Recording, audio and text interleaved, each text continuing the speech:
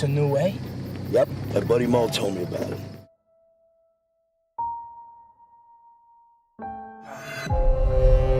You ready?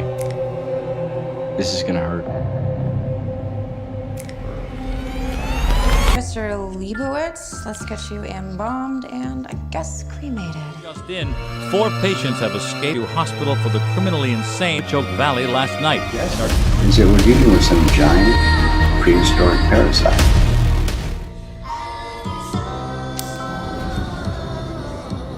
Or evil. To banish a demon to hell knows everything about you.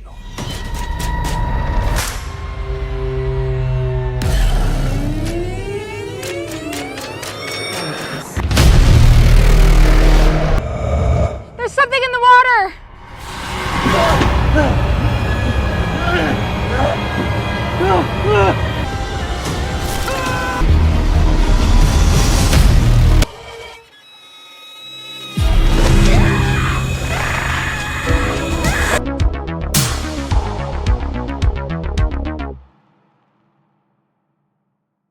Well, it's been a minute, but we're excited to be back here on Corn Macabre, and we have an extra special guest with you today. We have Mr. Jeremiah Kipp with us. So, Jeremiah, thank you so much for joining us.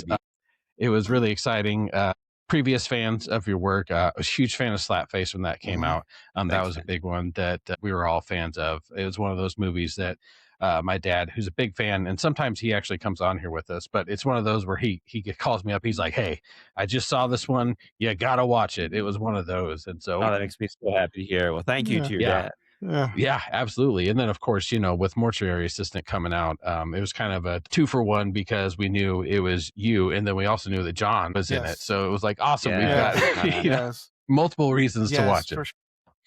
But what I want to start off with is what really brought you into working in the horror genre? Oh, I was a horror kid. When I was growing up, my cousin and I would always be passing VHS tapes back and forth. So it would always be that sort of thing where he would call me up and say, I just saw the Texas Chainsaw Massacre, and he would describe some of the plot to me, and then he would come over and we would watch it together.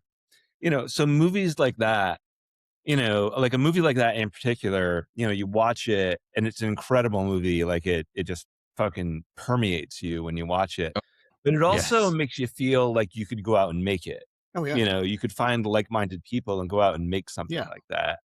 And then George Romero, was just a hero to me growing up, as a young filmmaker who was getting all my friends together and making movies in the backyard. It felt like George Romero was the kind of guy that was like, oh, we have a car with a dent in it. How can we use that in the scene? And then as he went on, of course, working for Mr. Rogers' Neighborhood exposed him to all sorts of people in Pittsburgh.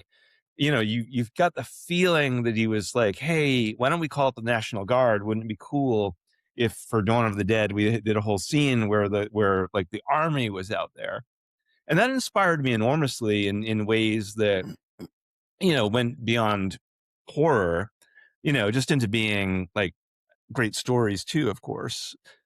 But horror movies always felt like, like something, it could happen on your road, it could happen down the street from you.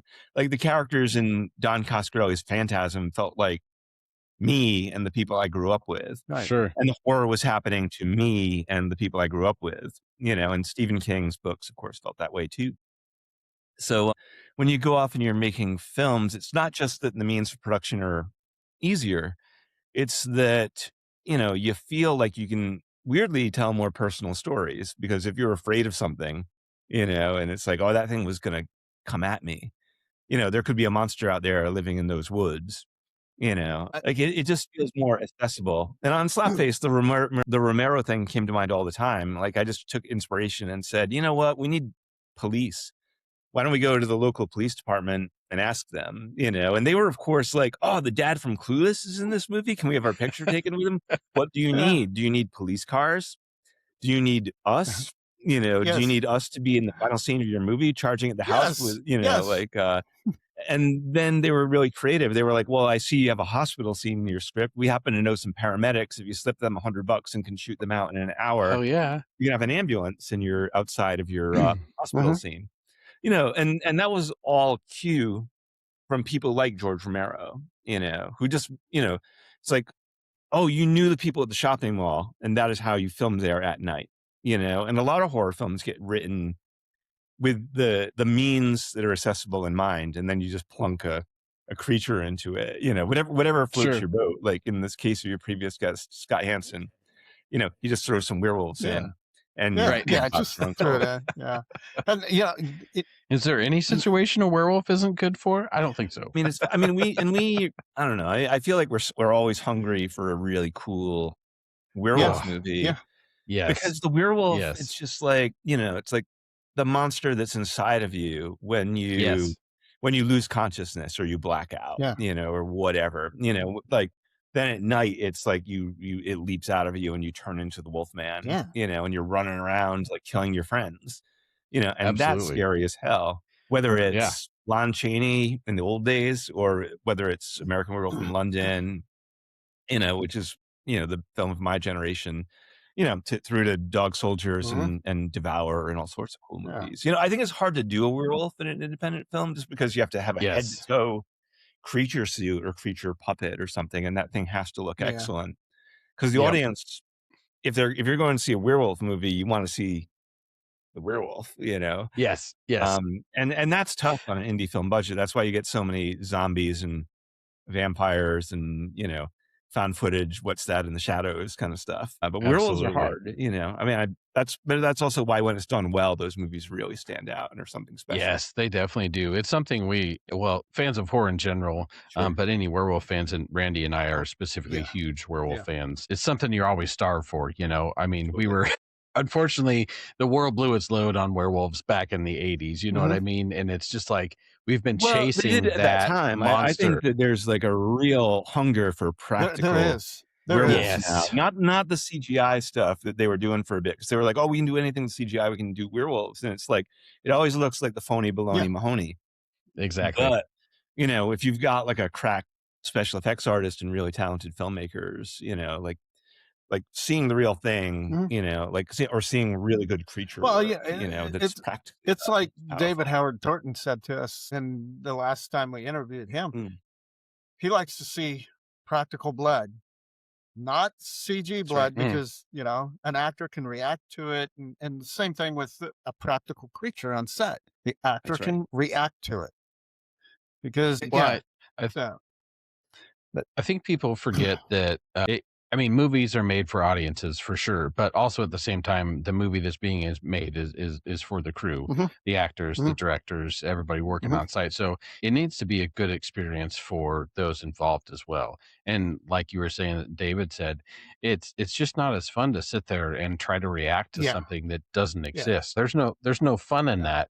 And somebody could bring up the fact of, maybe that comes down to how good you are at acting, but I would have to disagree in the fact that like there's just something so much more pure.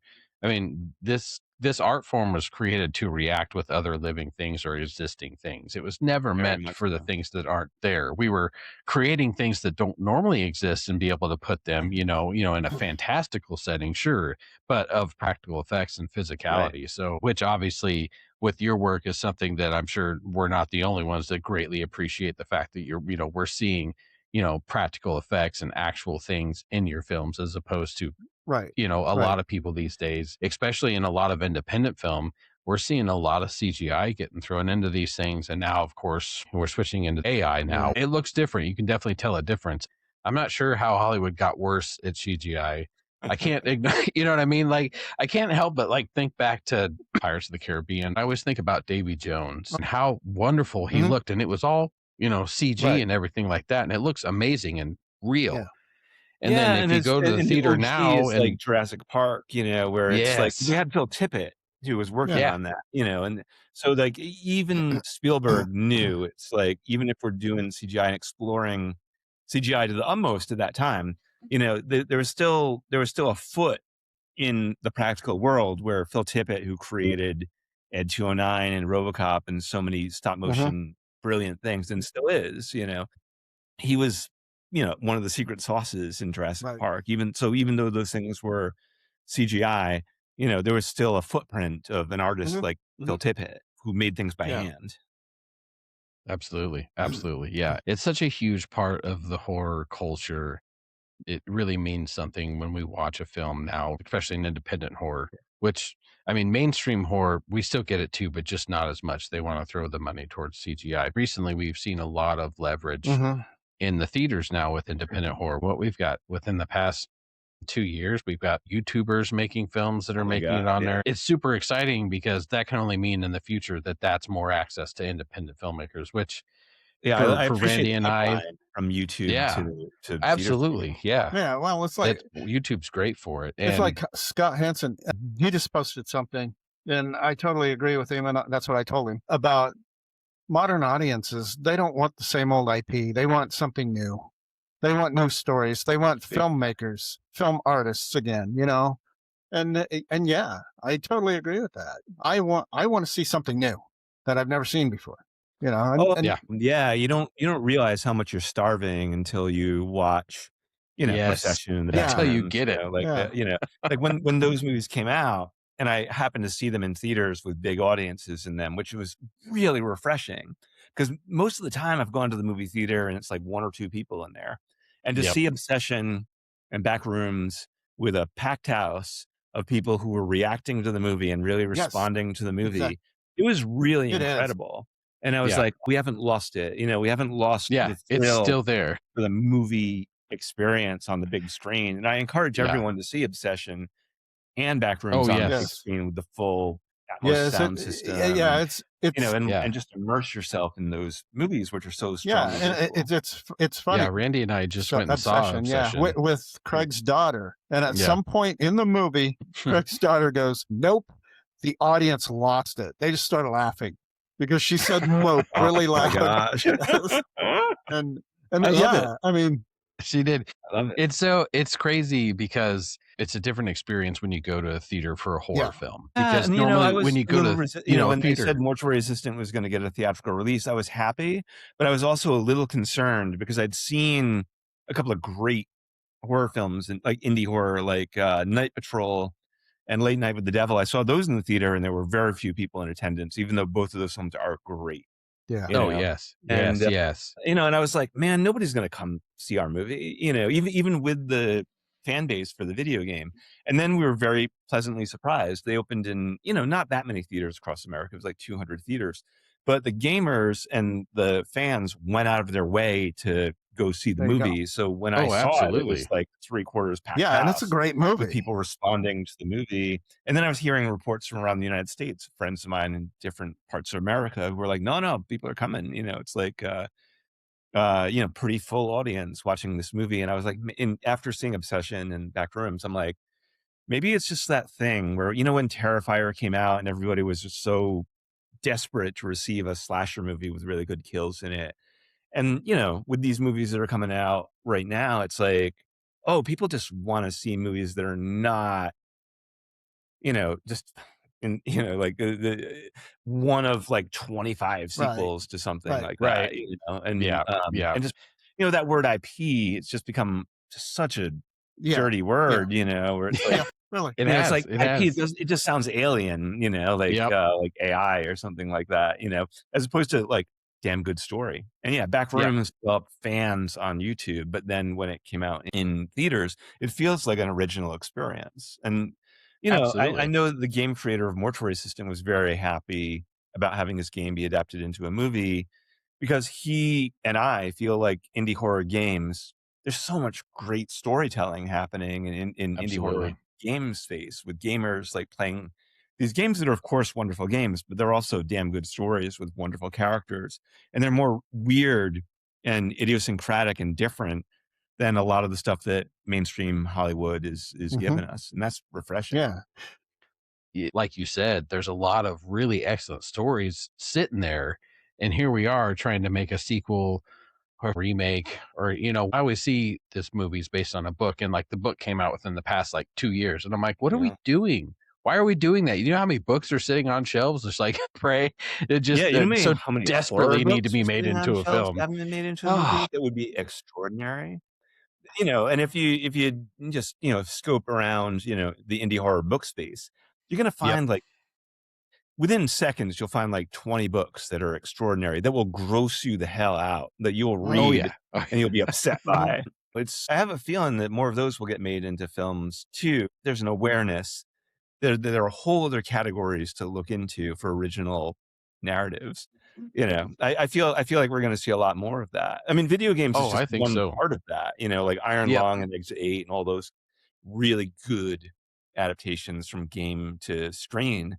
Back Rooms in some ways feels like a continuum of that. And I mean, you feel like Kane is a gamer. You feel like he has a Yep. real fascination with games, and I think that he also translates some of the game logic to film logic, not only on his YouTube channel but also in his film.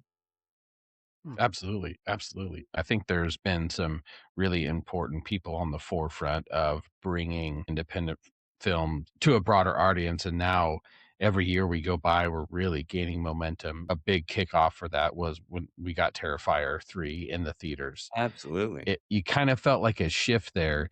And within a couple years, you're seeing bigger names in the independent industry. You're noticing films like yourself. You've got two extremely well done and popular films on Shudder, and then, like you mentioned, Mortuary Assistant actually got a theater one. The fact No, I is mean, it was big it's getting for out there to me, theaters, and like it was. I mean, it was just kind of staggering because just having a theatrical release. I don't feel entitled to that in today's marketplace. But I appreciated it. I felt grateful for it. But other people have different strategies, like the Addams Family, who are huge on Shudder. Like their films are phenomenal. Mother of Flies is great. Hellbender was the one that I saw first. It came out the same month as Slapface. It was like Witch Month on Shudder. They do the festival thing. They run across the horror film festivals, then they land on Shudder. Most of the time, they land on Shudder. A couple other things are on Tubi, but and I think that they, like I, had some concerns about, will people actually go to the movie theater to like watch these things as opposed to curating them at film festivals where there's a built-in audience that loves and appreciates their work. But Shudder is a wonderful home for these projects. I'm really grateful because before Slapface landed on Shudder, I was like a person who watched Shudder and like really loved like some of the other films that were on that service right from the get-go. They were putting out really cool films from filmmakers like Joe Lynch, and people that I really admire. And Slapface, we made that film without distribution in place. We made it completely independently and then took it out to the marketplace. And our sales agent was Epic Pictures Group. And one of the reasons we chose them was they'd done such a good job with another Shudder original called Lucky, which was written by Bria Grant and directed by Natasha Romani, who are both like remarkable filmmakers in their own right. Absolutely. And they took such good care of Lucky that we said, let's go with Epic Pictures Group with Slapface. And indeed, they sold it to Shudder and then sold it around the world. But it was a really fortuitous relationship because Epic owns Dread XP, which is the publisher of the Mortuary Assistant. And so that's how that entire thing came about, was their passion for Slapface. And then they decided a couple of years ago they were going to make a film out of the Mortuary Assistant. And they approached several directors, so they invited me and, but they interviewed like, 10 other people, I think. When they initially approached me about it, they said, are you interested in adapting a video game? Without telling me what it was. And immediately I started thinking about all the not very good video game adaptations in the past, like Super Mario Bros. And Doom, like movies that didn't really understand what video games are, and like kind of were in this like shunted into this mainstream pipeline where it's like, well, I don't know what this is. Let's make it like Blade Runner, or like, well, let's put the rock in it and we'll figure out the rest of it later, And then when I got the game and played it, I was like, oh my God, this game is extraordinary. It has amazing characters and this really fantastic, scary atmosphere in this mortuary. Absolutely. And just like being among the dead, even before the supernatural forces show up, that's creepy in and of itself. And if you're going through a process of embalming somebody, the science of it is arcane and really strange. And I was like, oh, I would love to adapt this game into a movie. So for me, it wasn't any other desire than like that I loved the story and that I loved the characters. And that was my pitch, you know, it's like I'm pinning the whole movie on Rebecca Owens. You know, she's an amazing Yeah. character. I actually interviewed some morticians before doing the interview, and you know, there were all these like really intense young women who often love horror films but have troubled pasts, you know, but are very empathetic and kind, and you know, kind of demystified my entire idea of what a mortician does. It's like, oh, if I'm a dead body, these are the people that I would want to be taking care of me because they just are so compassionate and so respectful and so kind. And you know, that was some of the stuff that I talked about in my presentation. You know, and Brian Clark, who created the game, he was the solo game developer who made that entire game from scratch. Just felt like I understood what he was trying to do. You know, like, I mean, he was very into the things that he was into, you know, and he felt like I was talking his language. And so when, you know, when I got off the call or the Zoom, you know, Brian was like, I think he's the right guy. And he felt that way at the end of the essentially the audition process. And then we were kind of friends ever since, you know, like we just started a dialogue that never ended, you know, and I really wanted to make sure, because of my relationship to other films that were based on games, you know, to include the game creator every step of the way. You know, I felt like The Last of Us did that to some degree too with Druckmann. You know, they kept him involved in the process, and it feels like when they did the HBO series, it feels like the world of the game and the characters of the game and the story arcs of the game, and the expansions of the story feel like they are organic to the world of the game. So I was like, all right, we're going to include Brian Clark, who created Mortuary Assistant, and everything. If we have a scene at, you know, the Addicts Anonymous, you know, like we're going to make sure that Brian sees that, even though that scene is not in the game. You know, we wanted to stay true to who Rebecca Owens is as a character. So all through pre-production, we're showing him floor plans and diagrams of the mortuary. You know, like anytime we're buying a prop, we're showing him. Anytime we're building something, the casting process, of course, like anybody that Brian or I didn't want, Epic and Shudder were like, that's fine. We don't have to cast anybody you don't want, you know, as long as it's within these categories, you know. And so everybody was very included in the process. And indeed, I cast Brian as one of the dead bodies. So I was like, Brian, you know, you're in the game as a dead body. Why don't we cast you as one? Originally, Brian was only going to be there for 5 days, you know, so he was going to come for day 1 of principal photography. Day 2 and 3, he would play a dead body, and day 4 and 5, he would hang out. But by the end of day 1, Brian was like, oh my God, you know, he's like walking around the set and taking photos. He's like, this thing that I dreamed up in my head is just here in reality. And everybody's taking such care to represent the world that I dreamed up in my head. He's like, I can't leave, you know?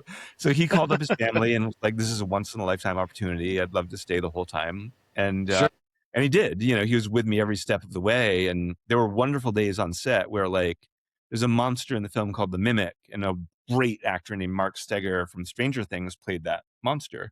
And it's a head to toe creature suit, all practical effects, mind you. And I remember turning to Brian and saying, Brian, you created the Mimic, show Mark how the Mimic moves.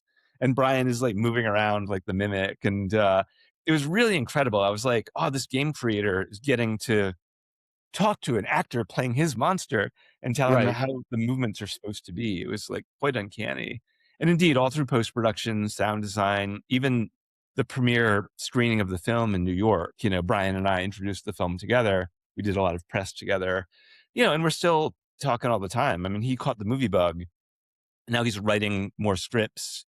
You know, we're planning other projects to work on together. Excellent. And, you know, he's just, in addition to being a game developer, he's also now considers himself a movie maker and a filmmaker, and he wants to get more involved in writing and then ultimately directing his own films, which is super cool. Well, it's super exciting. And I feel like getting involved with horror, not that it's necessarily easier, but it all comes down to the atmosphere and the aspect of everybody involved in the genres. I always say, even though it's the scary people, they're also the most welcoming and loving thing. And so they're so open to sharing anything with anybody. They just want to be surrounded with with other creativity. So it's never one of those things where like you're not meant for this. Obviously, you have bad apples everywhere, but Of course. in our For the most, experience, yeah, of course. we have yet to actually physically meet and or talk to anybody that has been, you know, quote unquote too good or thinks they're above anybody else. Getting out here and getting involved with people and actually talking to them, it's nice to like actually see that that is a thing, and it opens up the possibility for more scripting, original stories, all that stuff that is really unique to the genre to come out there, because it's not Hollywood and they're not being like, no, you never worked here before, we're not gonna, you know, and it's all up to the studio and it's all, everything's a mess and it's cookie cutter and it's terrible, unfortunately. Oh my And God. we don't I don't like to say, there's in my first feature, I directed Tom Savini as a killer in the woods in a film called The Sadist. Oh, The Sadist, yeah. And Tom has a terrible reputation for being a real dick to fans, and I mean, I'm not saying that's not true, I'm sure that that's a part of who he is, but like, and I mean, also Tom being a dick and not being a dick. Let me talk about that for a second, because Absolutely. when we cast Tom, and I was a little concerned, and the crew and I were all like, well, when he shows up, let's see what he's like. And indeed, like Tom, when he arrived, like if we were unprepared, if he perceived us as not knowing what we're doing, he was fully prepared to show up and direct the movie for us. So he shows up and is kind of a dick at first. He shows up and is like, put the camera here, and he's telling the other actor what to do. And the other actor's getting kind of annoyed, and I'm like, Tom, that's great. You surely need to get into hair, makeup, and wardrobe. But before you do, here's like we actually prepared for it, and the DP and I cut together 2 minutes of what we'd shot so far, like a little reel of everything we'd filmed. And we showed it to Tom. It's like, all right, Tom, here's what we filmed so far, just so you know what you're getting into. And he watched it. And he was like, oh, okay. Oh, good. I understand. And then he gave us no trouble after that. He was completely collaborative. I mean, he literally rolled around in the dirt and got dirt under his fingernails before acting in the scene. And was super protective of me and of the crew. And just turned out to be like super gentle. So Tom revealed that if he trusts you, he will do anything for you, anything. Yeah. And if he doesn't trust you, he's going to treat you like shit, and sure. and and like, so Tom did do some things that were lovely. Like, like there's a scene where we had a stunt double for Tom. There's a scene where a truck barrels into Tom's character. He lands on the hood and he's crushed into a trailer, and then ground into the trailer for a little bit. All right. And so, we're like, all right, Tom, so we'll see you here. And then we'll cut to the stunt guy. And Tom was like, I have done stunts. You've seen me do them in Dawn of the Dead and all these other movies. He's like, I'm happy to do it. And I'm like, Tom, you're like in your 60s, dude, at the time.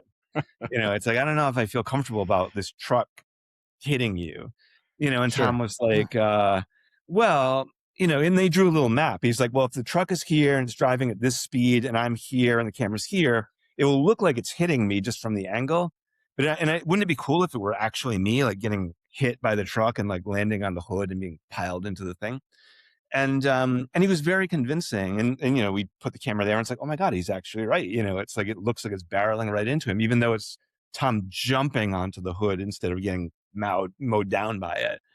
And stuff like that. It is a very convincing scene. That's of course. It's really a joy. That was really it was cool. a privilege to work with Tom, and and every time he invited me onto the set when he was directing, not long after. And then whenever I see him at conventions, he always comes around the table and gives me a hug, and it's always really nice to see him. So yeah, so some of those folks who are real pains in the ass, sometimes it's because they're just really protective of their space, or it's just like you sometimes just need to get to know them a little bit better, and like they just have a crusty persona because they're approached by like 500 people all the time. And it is like the fans made you, Tom. It's like the fans made you who absolutely you are. Yeah, so fans are pretty much everything. Yeah.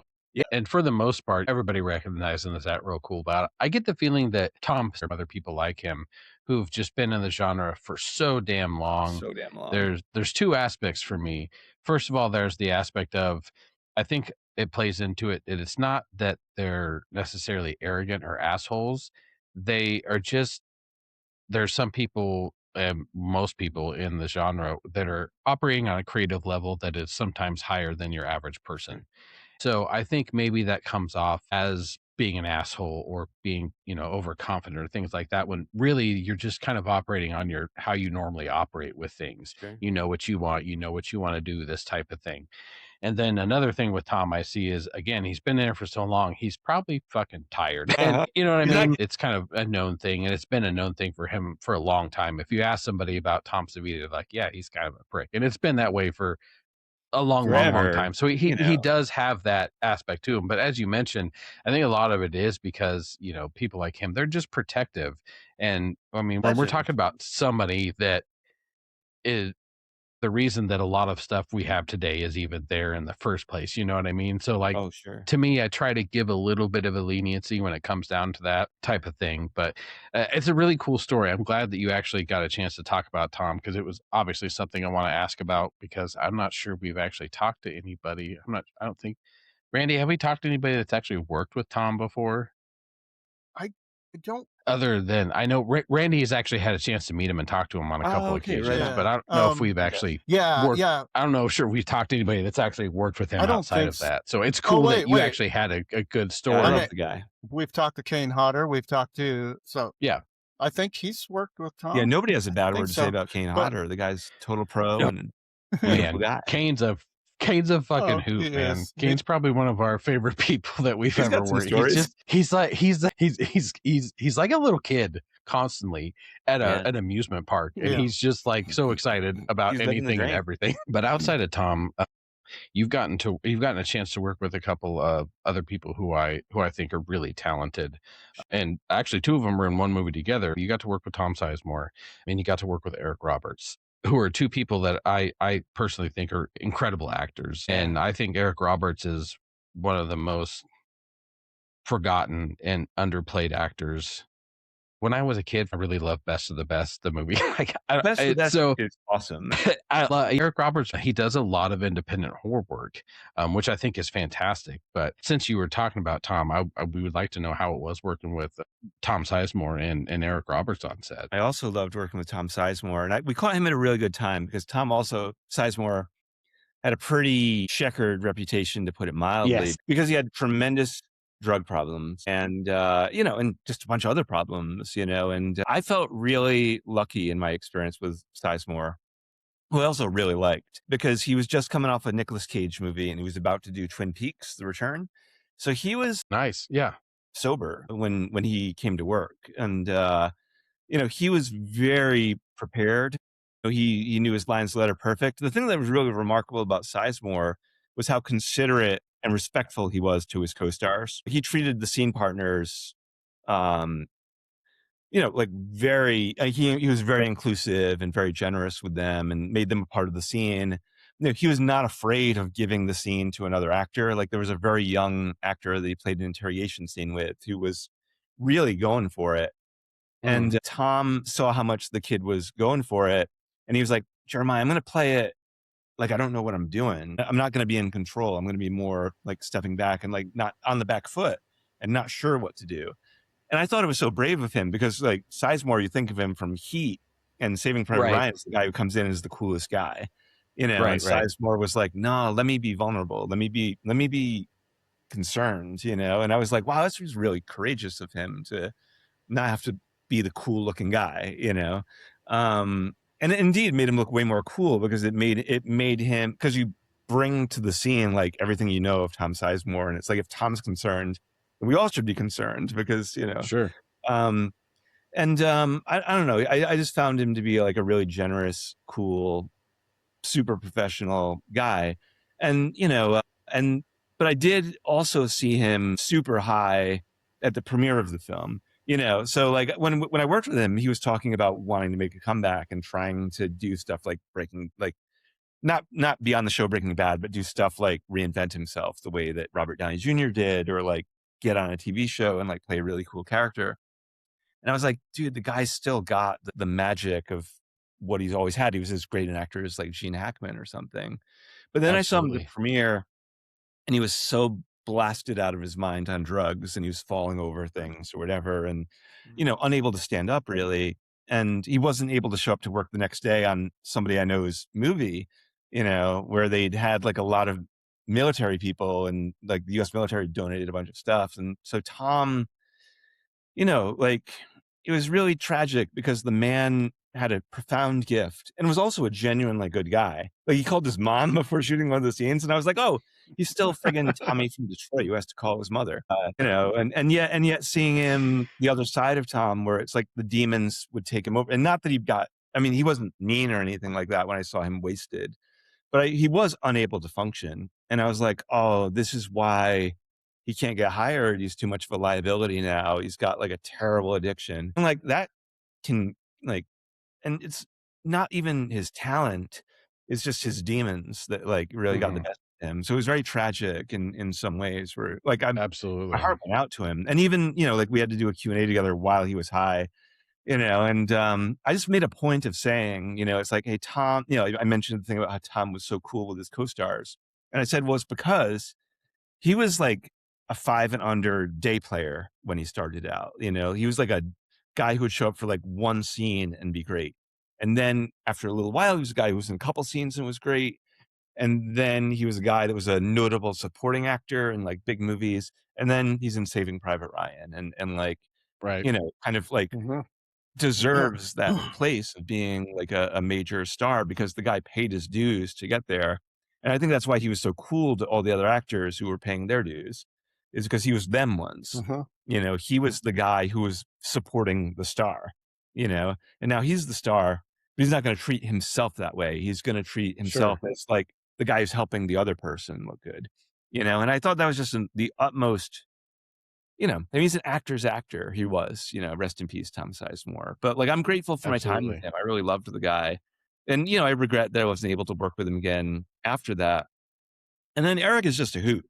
Eric Roberts like shows up and livens things up. He's really keeps it light on the set and is really silly, and has a great sense of humor. And he's a real weirdo. He's a first-class weirdo from New Orleans, I have heard that multiple times. That he's just, it's not necessarily negative by any means. No, he's not gross or anything like that. He wasn't so doing unique anything and predatory, but he's a weirdo. He's just eccentric. There's the way that he walks around and talks. And that was why we cast him. We were like, all right, this is a role that's kind of expository. I was like, oh, Eric. I mean, I assistant directed something that Eric was in, and I was like, oh, you know what? Let's cast Eric, because he's going to liven this up. He's just going to show up and his beats are going to be slightly off, and sure enough, he showed up and, delivered the thing that we needed for that scene, which is to take a character that could be a little dry on the page and make him a little more unpredictable. Nice. Absolutely.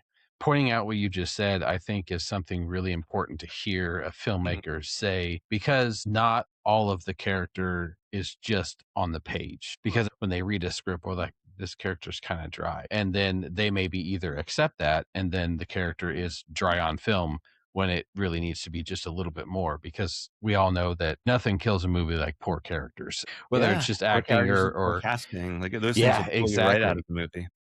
And so it's even though it's a small part, it's really important. And you hear things like this a lot from independent filmmakers, which is why we love the genre so much, and specifically filmmakers like yourself, because there is that recognition and it's second nature, and you understand how important it is for a character that can be elevated in specific areas. Okay, the character is a little bit dry on page.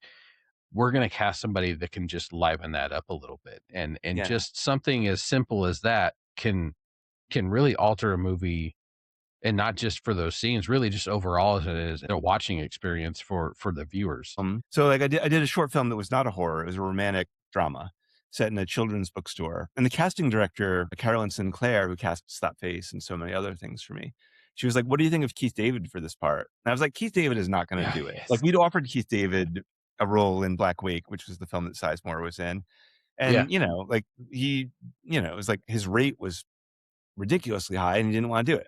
And we offered him Geechee Witch and he passed on that. It's like, so he's like, I'm like, Keith David is not going to do this movie. She's like, he may surprise you. So, so we offered it to Keith, and I was like, all right, let's offer it to Keith and he'll pass. And then we'll offer it to somebody who will actually do our movie, but Carolyn knew. So we offered it to Keith and he said yes. And he really wanted to do it because he he'd been playing a lot of authority figures who were basically standing in front of maps saying, "We've got 48 hours, gentlemen, to solve this problem," or whatever. Like an authority figure in a movie like Shelby Oaks or something like that. He'd been doing a lot of that stuff lately. Yeah. Which is great. I mean, he's got the gravitas, and that's why people cast him in that role. Carolyn knew that Keith wanted to play a romantic lead. And indeed, he showed up and was heartbreakingly romantic. And so Keith on set, I really didn't want Keith to be an asshole. I was really nervous about it because John Carpenter's The Thing is one of my favorite movies. And McCready and Childs are they're heroes to all of us. Absolutely. And Keith's had such an amazing career. Platoon and Requiem for a Dream and Something About Mary and so many cool movies. They Live. And, you're like, please don't be an asshole. It's like, you're my childhood hero. I can't have my childhood hero be mean, And then Keith, of course, showed up and was a generous actor and a lovely guy. And, he would walk around the set between takes, like singing show tunes. Like there were songs to help him stay in character. He was singing songs from South Pacific. Like there were songs of This Nearly Was Mine was the song he would always be singing. It's like This Love Nearly Was Mine, and so the crew were all thrilled. They're like, my God, we're here with Keith David. And he's like walking around and he's singing. And it's like this unique experience that we just get to have when we're making movies with somebody who's our hero. And then, of course, he was also a great actor and a really generous guy who was very supportive of the film. And it was interesting because Keith and Catherine Irby, who was his co-star, who was in Stir of Echoes, the excellent David Cope horror movie, they both, like, in their contracts, which is rare. This never happened. I'd never had this on any other short film or feature. Like, they were both like, well, we want to approve the cut of the film, because like we're doing it for a lot less money than we normally do. So we just want to make sure that we're represented well, and both of them saw the cut of the film. And I was delighted that both of them were like, no notes, beautiful work. We love the film. We're into it. Awesome. Thank you. Yeah. Like Keith wrote us a beautiful letter, it was like, thank you for the film, and, well, the one other thing with Keith that I should add, there was a very nice moment was, he has a scene where he's acting opposite a little kid who's like 5 years old. And she didn't know Keith David from all these movies that we're talking about. She didn't know Keith David at all. But then they're doing a scene together and he's talking to her and her dad is there. And she's like, Dad, it's the voice from the TV. And she knew him from cartoons, she knew him from Gargoyles. He's done so much voice work. He's done so many wonderful cartoons. And she's like, he's from the TV. It's the voice from the TV. I met him, which delighted Keith endlessly because, to hear firsthand that he's had that effect on a child who he's touched, whose life he's touched, who's been so meaningful to him, who doesn't seen John Carpenter's The Thing or any of these other things, but that was beautiful. And I'm glad Keith and the child actor got to have that moment. Oh, absolutely. That's fantastic. Speaking of Keith, so we were, this was several months back, we went to Kansas City Comic-Con for press. And usually what it comes down to is it's kind of just like, it's almost like the old school guerrilla filmmaking, man. Like you're just out there on the floor and having to take chances and talk to people and hope to God that somebody's like, yeah, all right, these guys seem cool. Because most of these conventions, they're not going to set up anything for you. You are welcome to go up and speak to themselves, or if they have handlers or something like that, but just be super respectful type of thing. And so that's where we spend we probably spend more time trying to choreograph, talking to people just in general, and be extremely kind and not intervene with anything, because we know that, the experience is for them and it's for the fans. We don't want to get in the way. But obviously in the horror genre, we're all fans first, right? It seems like at the end of the day. But of all the people there, I think they didn't quite understand the gravitas and the following that Keith David had, because we didn't even get a chance to even attempt to try to find time to, get an interview with him or something like that. And we're talking about William Shatner was there, who obviously had a massive line. Jared Padalecki was there, which was crazy because they were on opposite sides of each other. So like, there was like a fucking full ass football stadium crunched into one area. I don't know how many thousands of people were there between just those two, at this end. And I kid you not, just from looking at it, I'm sure it was a little bit different, but at the other end of the hall is where they had Keith David. And I shit you not, man, his line equaled theirs. Like it was just nonstop, constant. And you, of course, Keith David, I mean, he can only talk so quietly. I mean, just like, you know what I mean? He's a big guy. He's a huge guy, and he's got some gravitas. His voice is so, you know, it's deep, and you can always hear it. And everybody knows his voice, you know. And so it was really sad that we didn't get a chance to talk to him. But just, you heard him. Like you could hear him, and you could almost just feel the resonating off of him, the love for the fans. And we talked to a couple of people that worked there. And it's funny because nobody ever told us that Keith was negative or hard to work with or hard to talk to. They're just like, good luck trying to get a chance to, is basically what we were told, because they never prepare for it. And it's just nonstop. There's no stops for him. For a lot of people like yourself, and definitely myself, I'm with The Thing and They Live. Like that's like a legendary status for me. I grew up with those are like my two of my favorite all-time movies from back in the day. And obviously John Carpenter. That reminds me of you know, I'm not immune to, you know, like I said, fans first, right? So like director of photography of The Mortuary Assistant is this guy Kevin Duggan, who's a great DP. Okay.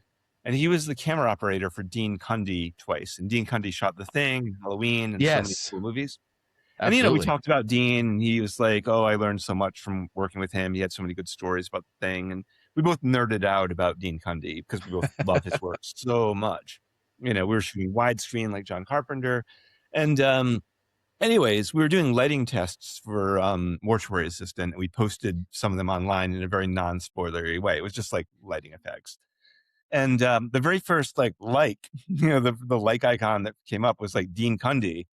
And Kevin and I called each other up and I was like, Dean Cundey, like the lighting test, you know, it's like, oh my God, we know they're good now because like, you know, it's like, I mean, I literally did a fist pump in the air when I heard that Dean Cundey. Oh yeah, I would for sure. He's just like, you know, like Savini, like Keith David, like a lot of these people that we're talking about. Like Dean Cundey is also a hero of ours.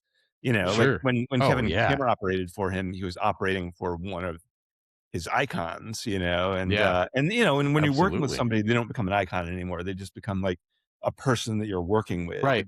Way more. You know, you're not I mean, you know, you're on set and you're working and you're in rehearsal or whatever. And there's no, you know, all the starstruck stuff like goes away and you're just like working with Keith or with Tom or with whoever. Yeah. You know, it's the starstruck thing. It's really interesting. And as you mentioned, it's a little bit different when you're on set working with somebody, being involved in the level that we're involved with the podcast and stuff. It's really unique with the other people that we talk to, because I don't think I've struggled with being starstruck too much. But you always psych yourself out a little bit. Me personally, I'm terrible anxieties. I'm super self-aware. I'm like, oh my God, I can't say the wrong thing here. I can't let him know that I've had his posters on my wall all my life and still do, you know what I mean? But the minute you get up to talk to most of these people, there's just magical change that happens. And it's a lot like what you say with working on set. It's just this camaraderie that you end up finding yourself in. And it's extremely comfortable and welcoming. We're really big on independent horror. And so like I admire a lot where of the we people really we've like to stay. interviewed, So Yeah. I feel in good then I company. knew that you had a good friendship with the Adams family, who I love is those guys. we fucking love those guys so much. Every time they come on, they've been on with us a couple times now. They're just so loving and wonderful and real, out of this world, so talented, real you and so know. genuine. But still, long story short, the beauty thing about it is when we get in these situations, and here we are just being able to chat and talking about the things we love within the genre. We're all in So this like together, guys, you know, Yeah, we're all absolutely. in the horror space together, you know, and I think that that's a really great space to be in because we can do stuff like this and like meet like-minded people, have interesting conversations, whether it's, you know, filmmakers or film critics or podcasters or people on YouTube Absolutely. or whatever, or fans, you know, like it's all way more accessible to me, For sure. you know, than the alternative, because I really care about, you know, connecting with like-minded people, and I enjoy the process. And you know, I've always loved horror movies, and I've always loved horror space, you know. And so when you get to do what we're doing right now, or to collaborate with John Adams on The Mortuary Assistant, or whatever it is we happen to be doing, you know, and it doesn't even have to be working together. It's like John and I can just be like hanging out and having a remarkable conversation about like just what have you. And it can veer from the business to life to everything in between, you know? Oh, sure. John was Yeah, really cool when we I can see approached him. that. So he didn't know the game, the Mortuary Assistant, right? He was like, I called him up and was like, John, hey, do you want to be in this movie? And he was like, well, before I read the script, tell me about the character. I want to know if it's in my wheelhouse. You know, I can't, I'm not an actor. I can't play anything that is not in my wheelhouse. And I'm like, well, let's start with you're a loving dad who is working really hard to do his best for a daughter who's spinning out of control. He's like, well, I know who that guy is. That's me, you know? And I'm like, great, you know? And then the other part of it is that when Rebecca sees her dad as a demon who's saying the most hateful, sinister things to her and is insidiously trying to get inside of her and mess with her head, you know, and it's like that punk rock variation of the loving dad that is taking everything that is like the loving thing and like twisting it around into the hurtful thing. And he's like, I know who that guy is too. That's me on a bad day. He's like, I'm your man. Right. So then he does the movie and he has this great time and he comes back and he's hanging out with one of his kids. I think it was Lulu. And, you know, he's like hanging out with Lulu and some of her friends. And he's like, and they're like, well, what have you been up to, John? He's like, oh, I just got back from Missouri. I did this movie called The Mortuary Assistant. And they're like, Mortuary Assistant based on the game? Oh, no. And he's like, who do you play? He's like, well, I'm Rebecca's dad. You're her dad? Oh my God. You know, whatever. And John was like, called me up afterwards. Like, I had no idea. He's like, people know this game. I'm like, John, what have I been telling you? You know, it's like, this game is very popular. That's how the movie got made. You know, so he was chuffed. You know, it's like, it was just kind of a nice surprise to him to, you know, be in something where it's like, oh my gosh, you know, people find this character to be iconic. And it's very cool that I get to be that guy when I'm just being myself, you know? And that's why I wanted to cast John, you know, is like, he's kind of like lately I've been just saying if Tom Hanks is America's dad, then John Adams is clearly horror's dad because he's kind of got that like, really good guy vibes, you know, but also the wildness in his performances where he's so unpredictable. And, you know, and when he was acting opposite Willa Holland, he could just turn on the unpredictable and the scary, you know, in a very seemingly dangerous way. Like I remember that the crew all thought John was such a cool guy. And then he did something really weird and scary. And they all looked at each other like, I don't know how well I know John, you know? And then when he did a very tender scene with Willa, who plays Rebecca Owens, you know, he was like, hey, I'm really nervous about doing the scene. You know, it's like, I feel very vulnerable. And I'm like, John, just, you know, on take one, pretend that you're talking to Zelda. And on take two, pretend you're talking to Lulu, who are his kids. And he's like, you know, he's like, oh, that's really interesting. It's like, those are going to be two very different performances because one of them is like metal and string strung together and the other one is made of straw. And I didn't know which, and he didn't tell me which was which. I'm like, I wonder which of his kids is the first one. But you know, in the movie, like most of the scene is performed to Zelda and then the button on the scene is performed to Lulu. But I loved that John could personalize the scene in that way and it made it more, he was less self-conscious once he treated it as if he were doing an Addams Family film and just acting opposite. Yeah. I think John is, and I say this in a loving way, he's frustratingly humble because it's like, dude, I understand your wheelhouse you want to be in, which I think is a thing for every actor. There's just a comfortability zone. But as an actor, you can transfer to any zone you want 100%. And John is just so talented, but he underplays it so much. I mean, that's what makes him such a great guy. Watching him in film and knowing that you're not just seeing John on screen. When you watch an Addams Family film, each one of them, their hands is in literally everything that brought that film to life. It's humbling that he is that way, you know, and to hear you talk about it. Yeah, you know, absolutely. He doesn't carry his ego around with him. And, you know, the ego just hovers over everything, threatening to destroy all of it. You know, like ego is, you know, it's like, it's good to feel confident about what you're doing. But when the ego takes over and you're just doing stuff that's ego driven, you know, like you're not coming at it from a vulnerable, creative place. And, you know, John, that doesn't even exist for him. It's like somehow that got blasted out of him like years ago. Yeah.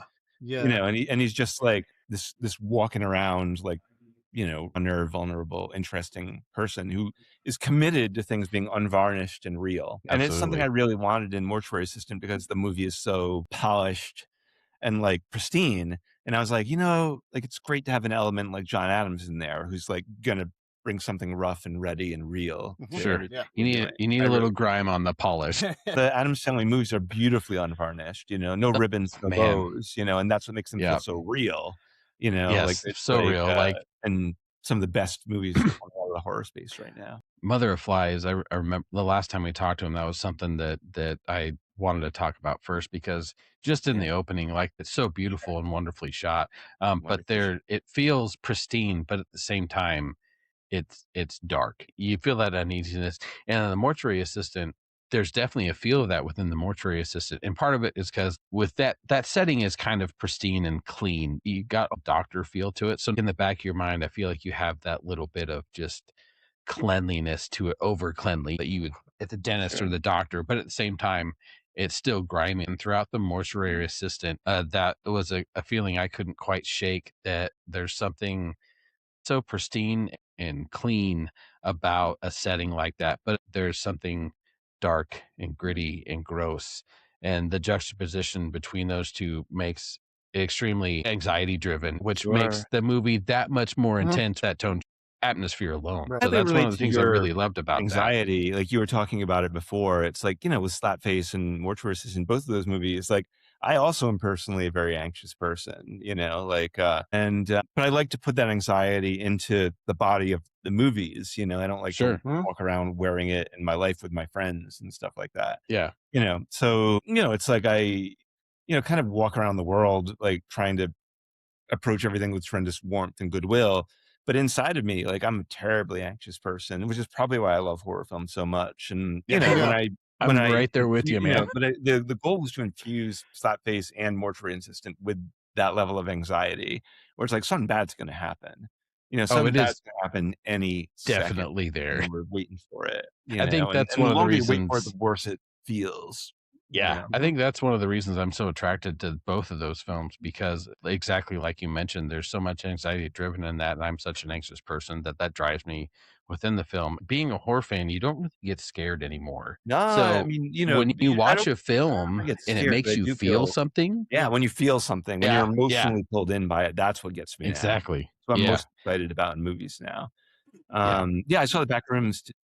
It's not the Back Rooms. It's Back Rooms. When I saw that today, I was like, man, this is really working on me. I don't even want to. I mean, when I drive home afterwards, I don't want to listen to anything on the radio. I just want to feel this feeling that the movie has like left me with, which was so powerful. Yeah, that was like Obsession. When we walked out of the theater, it was like silence. What a final! I mean, we won't spoil it. It was like ending? basically silence to the car. Silence. And then then driving home, it was like, I'm like, I don't know if I like that movie or not.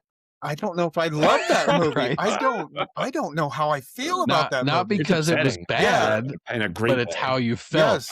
Yes. And the same thing, and I wanted to bring this up about Slapface. I felt uncomfortable watching that. And I loved The Witch in the Woods. It's fucking great. I love the character. It's just the actress, and the movie's going on, and I'm like, why am I feeling so dirty watching this? And then she gets in the bathtub with the boy, and I'm like, holy fuck! Right. That's when I just about lost it. And I'm like, okay, now I really feel dirty. So, but I love that about films, because you're supposed to absorb it. I mean, you're supposed to be there mentally, and there's they should make you feel something, whether you hate it, or you love it. When I watch a movie, that's what I want. Also, is to be transformed. Yes. Like I don't. It doesn't have to be pretty or safe or easy. Right. You want to feel something. Just work on. Yeah. So, and then Mortuary Assistant was pretty much, you had me with John being in it, but I love how slick that movie is. You had me with the naked demon with the smile, because that is, the monster was created by Norman Cabrera, who's a remarkable creature maker. I know Norman. Yeah. Oh, you know Norman? Yes, he's the best. No, yeah, I love Norman. What a great guy. Yeah, he's just a genuinely good human being, but like that dude, has been, all right, so he's a really great artist, and Oh he's been God, yeah. doing it since he was a teenager. Like, he wrote a letter to Rick Baker, Yeah, and being like, "Dear Rick, I'm a actually worked teenager, with and Rick Baker here's then. He some." was, yeah, yes, And then he worked for Rick Baker for yeah, years. So yeah, Rick was his mentor. yeah. And it's funny. There's that great Key and Peele sketch that people can watch on like YouTube, where it's like the Gremlins 2 conference room meeting where they're all sitting around the table throwing out ideas. Yeah. And I was talking to Norman about that. And he's like, well, it was kind of like that in the shop. We'd all be sitting around, and, and Norman thought of vegetable gremlin, and Mhm. so this like essentially lettuce gremlin that's there. And he was like, there was a gremlin that got cut out of the movie called Elephant Gremlin, because they just couldn't make it work. It was one of those special effects where they couldn't Right. do it. But if you watch the movie, you will see, like, apropos of nothing, like there's an elephant that walks by in one of the scenes with Christopher Lee. And that was supposed to be a setup for like an elephant gremlin that was going to show up later in the movie. But Norman was like, no, we just couldn't quite pull it off. Yeah, It's funny. but I love Gremlins too. Like, I think I don't think that movie gets enough love as it should, because everybody's kind of stuck Yeah. on Gremlins, and Lawrence rightfully so. Taylor's great. Gremlins is amazing, but there's Like something. Mad Max and the Road Warrior. It's like, Yeah, exactly. Yeah, they just, you ratchet everything up, and it's just, Joe Dante does a wonderful, brilliant director. has a wonderful way of infusing comedy. Mhm. Dark As a kid humor watching is The so lovely Howling, about it. it scared the shit out of me. Like, nothing about that movie was funny to me as a child, but as an adult going back and watching it, you do find little things that are funny in that, or in Gremlins, the whole Santa Claus story that. Oh my God, God, yes. it's such a cool scene. As a child, you're like, dear God, that's the worst thing I've ever heard. But as an adult, you're like, that's fucking hilarious. Like, you know what I disturbing and mean? funny. Yeah. And the combination of those things is spectacular. Yeah.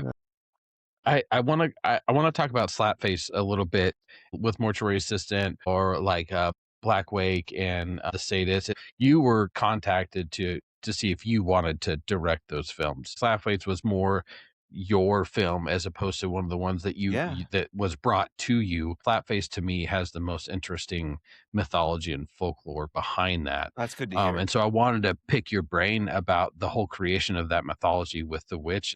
It's such a cool idea, and it's why if I had to pick a favorite of yours, Slapface is my favorite, and it's Thank you. specifically because of the creature and the mythology that's infused, because it's this weird mix of like folk horror and voodoo, but at the same great. time, it reminds me Pyewacket. Are you Pyewacket familiar with is- that film? yes. So it Anybody just who hasn't it seen felt like go check it out. it felt like me a little bit. Yeah, Pyewacket's wonderful, and seeing original unheard things like that is fantastic. So I wanted to pick your brain about how that story was created, or where that all came from. Yeah, I'm happy to, because that was, so that was something that I'd written and was trying to get made for a number of years and various people had optioned it, but couldn't get it made. A lot of people were like, it's kind of weird. I don't really, I don't know how to get this thing financed. And eventually I'd given up. And like the director of photography, Dominic Savilli, was like, why don't we do a short, like a little 5-minute proof of concept?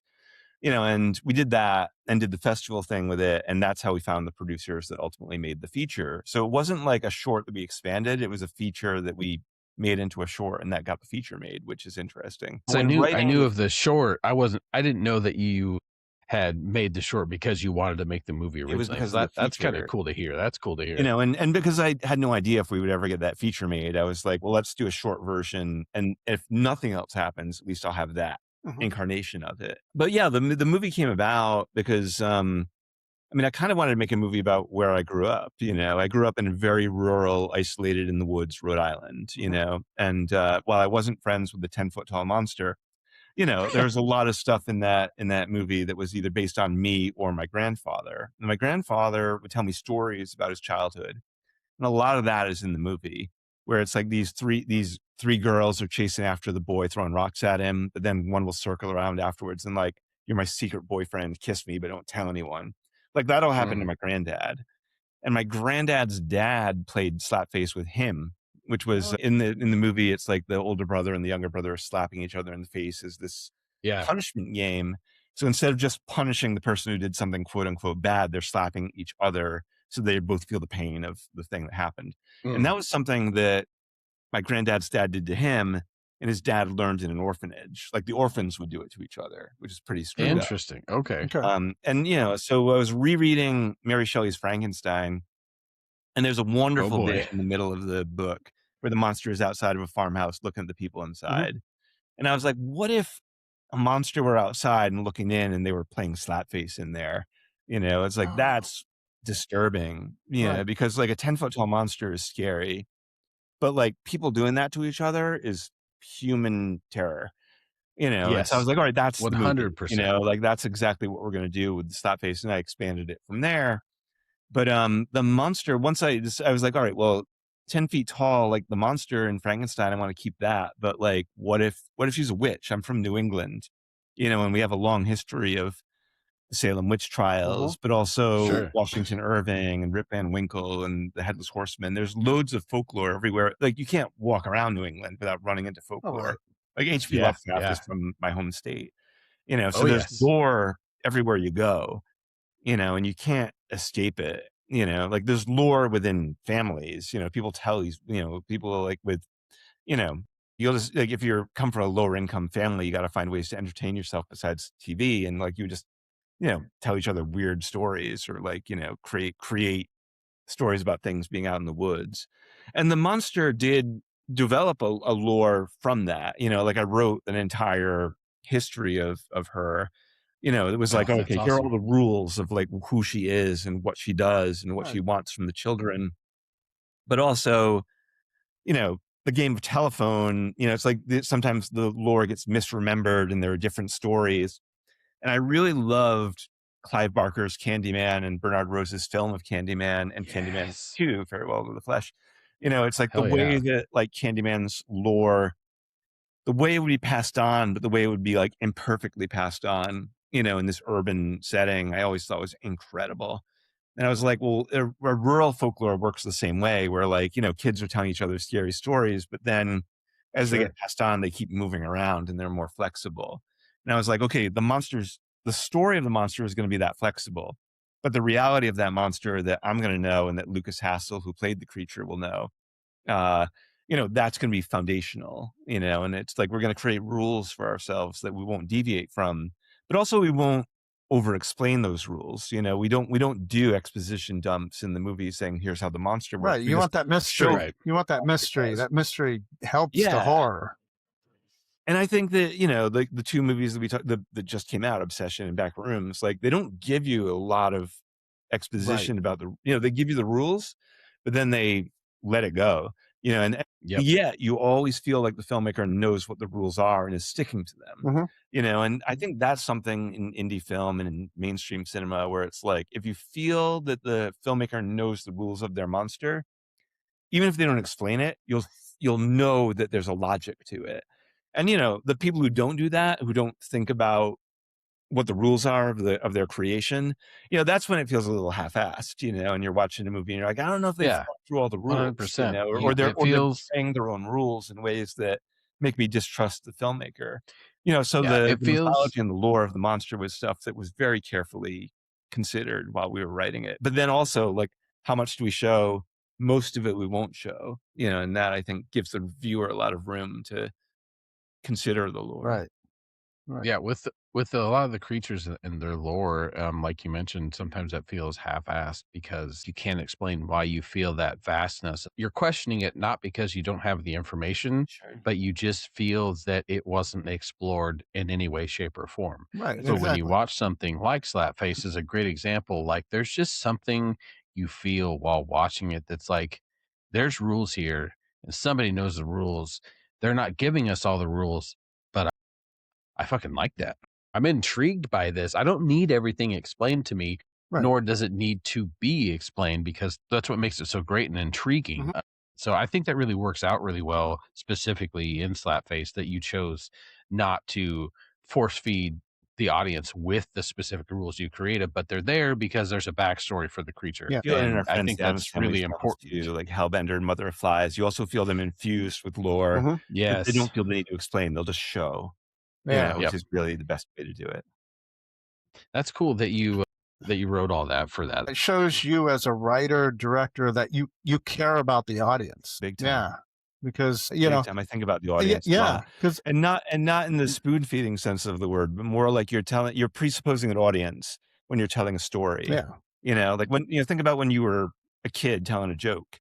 or sitting, like a lot of the time, like I said, in the rural environment I grew up in, we would tell each other scary stories that now would be the types of things that are on Reddit, or were on Reddit 10 years ago or whatever, Yeah.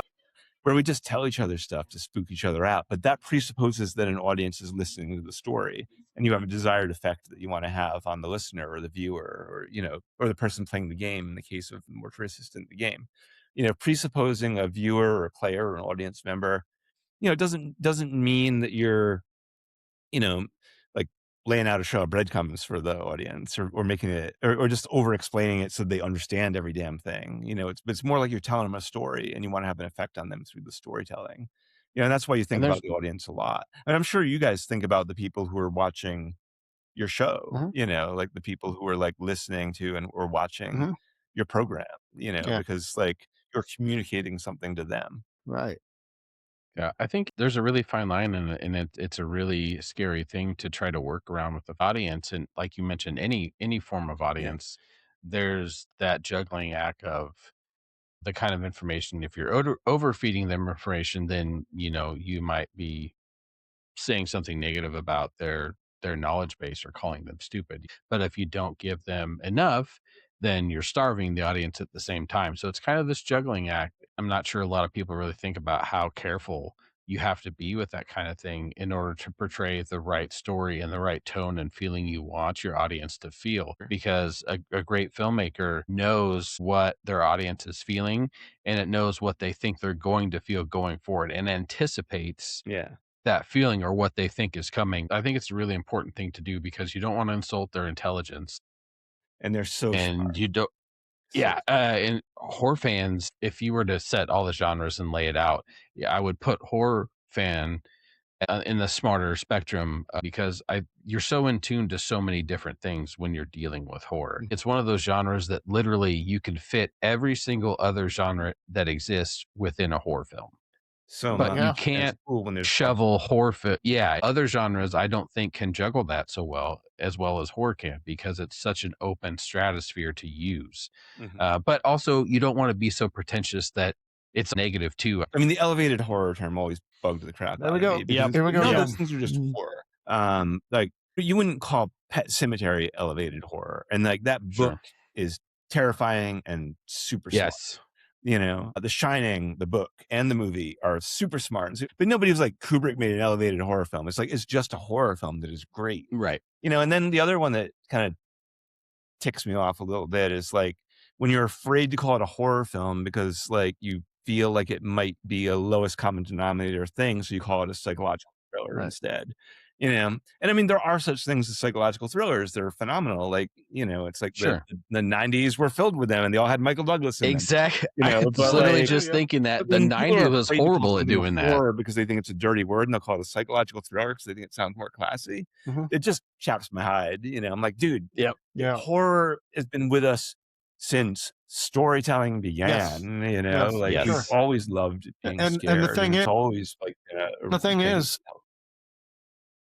through the years, if a studio is dying, what do? They make a horror film.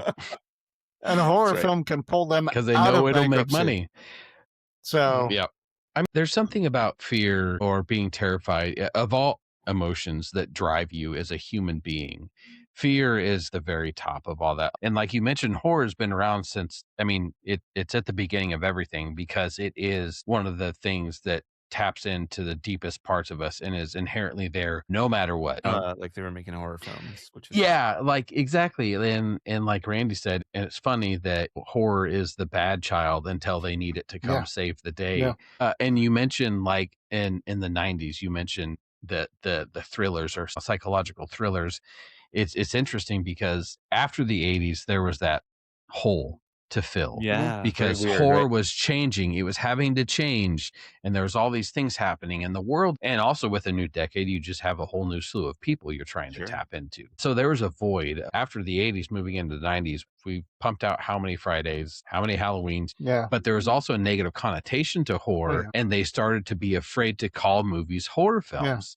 So they were almost inventing, suspense has always been a thing, but a psychological thriller, it's a horror movie, okay?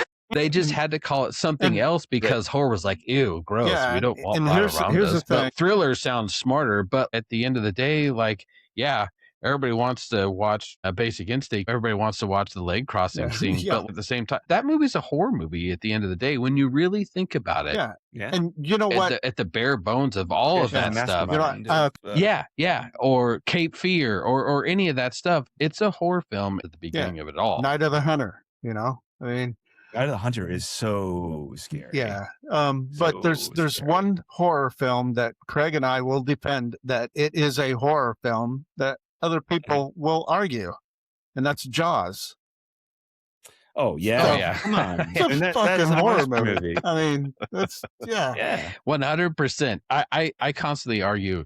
So when I talk about greatest movies, I mentioned that there are movies that I think are better than other movies, but then there are movies that I personally love. So very rarely will say that something is one of the greatest because it literally deserves it. But Jaws is the greatest of all Jaws time. is one of the few things where I'm like, that may be the greatest film ever made. Oh yeah. I will fight you in the fact that that movie is as perfection you get.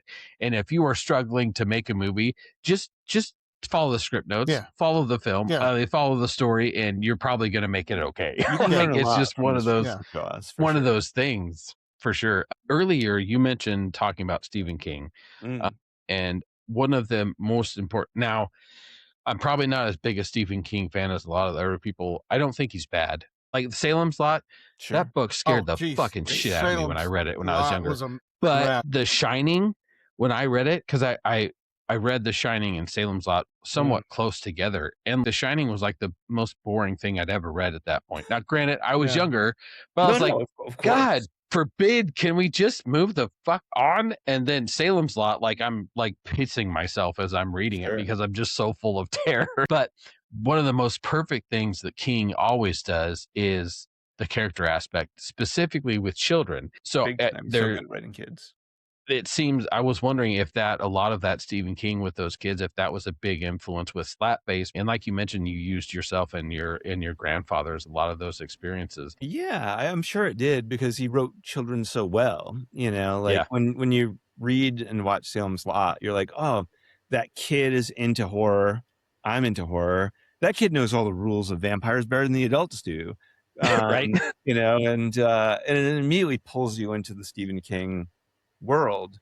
And Danny in The Shining is an extremely well-written character. There's so much going on inside his head. The kid is carrying so much and he's so little. And back to John Adams when he was on the Stephen King podcast, the King Cast, they're like, what King books would you like to adapt into a movie? And he said, oh, I'd love to do The Shining, but I'd love to do it from Danny's perspective, like the child's point of view. And, like when he said The Shining, at first I was like, man, we already got The Shining. Like what else needs to be multiple said? times? Did it. And then when John said it should be Danny's story, I was like, oh, man, I would fucking pay money to see John Adams. Hell yeah. Family, do The Shining, from Danny's perspective, with Danny being the main character and the protagonist, that would be amazing and fresh and really shut up and take my money for that one. Cause here's my money, take it. Sure.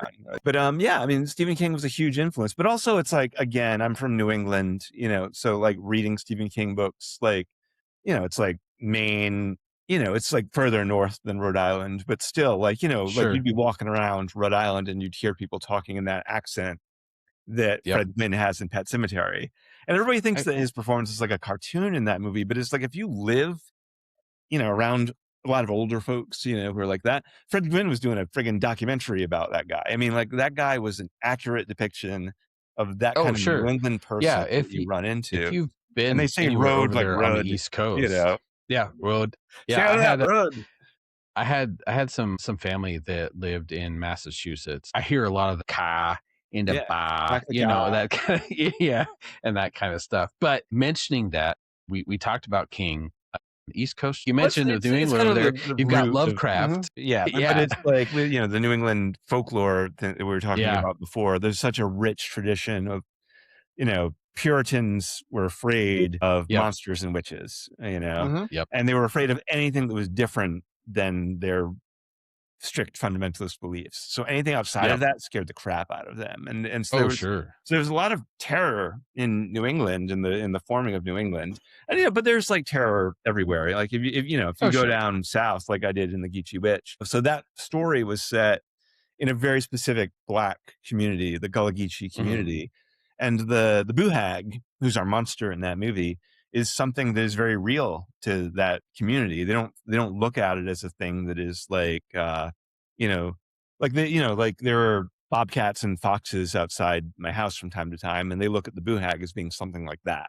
And so one of the writers of the Boo Hag, J. Craig Gordon, who was one of the House of Representative members, like back during the Obama era, he was like, Oh, nice. dude, when I was a child, the Boo Hag was riding me, and he grew up in the Gullah Geechee community, and like they fully believe in the hag, and they will paint their doors blue to ward off the hag. The hag can't go through a blue door, stuff like that. You're walking around or driving around in that neck of the woods or that island, and you're like, oh man, a lot of these doors are painted blue. The superstition is still very alive down there. So Southern folklore has its own flavor. Like Night of the Hunter is part of that tradition, but like, oh, sure, there are loads of ghosts. Like Savannah, where we filmed Geechee Witch, is a very haunted town. I've heard, and I'm not a superstitious person by nature, but like you did feel a little bit of that feeling that you get in certain parts of New England, in Savannah, Georgia, where you're like, wow, I don't think of cities or towns as being haunted, but Savannah does have that kind of ghostly quality around it, which is pretty cool. It's fun to make a movie there.